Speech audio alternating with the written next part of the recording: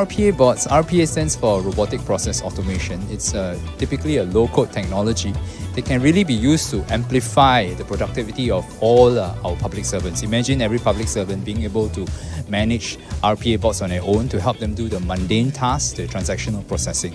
The question then is, of course, if you have so many bots running all over the place, we have to be concerned and worried about whether the bots run amok or they do things they're not supposed to do. So basically there are two levels, right? First, for access controls at the individual level. In Vital, what we do is for the individual officers, when they control the bots, all the accountability and access is tied to an individual officer.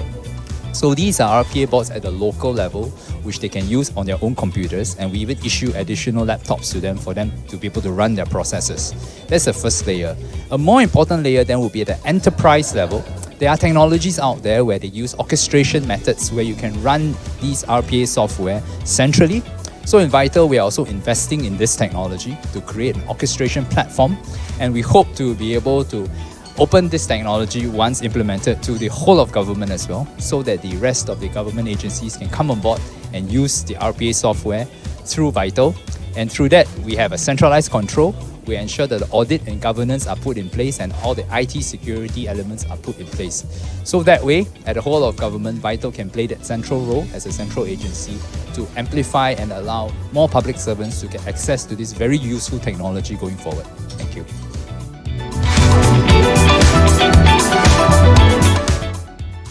I thought the panel session was incredibly diverse and full of insights from various private and public sectors. I think the one key insight for me was from Professor Ang's sharing, and the whole concept of public entrepreneurship I thought is key, and it conceptualizes the mindset that public servants will have going forward.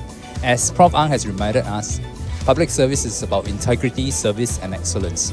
But going forward, in terms of the complexity of the environment and the changes, public servants also need to be entrepreneurs, right? We need to be able to innovate more quickly, co-create with citizens, and take the country forward as a whole. So the concept of public entrepreneurship requires a lot of distilling, but I think as a start, that is in my mind right now, how to run a very good public service organization and yet be very entrepreneurial, yet be very quick, nimble and fast, and adhere to our core values of integrity, service and excellence.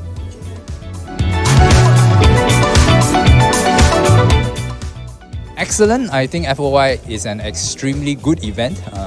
I try to come here every year because what you get to hear and see is practitioners, right, from all over the world, from outside and inside Singapore, as well as fellow government officials in Singapore, exchanging views and ideas. And I think that's even more critical in this time and age. We need to know what's happening around us, not only in our same industry or similar public sector organizations, but also in other public sector organizations around the world and private sector organizations. I would urge and commend the organizers to continue to do this, and better still, bring in best practices and case studies in illustrations from both private and public sectors from around the world into this conference, so that every year we can have this signature event and everyone will go away remembering these stories, these case examples, and making us inspired to take the country forward together. Thank you.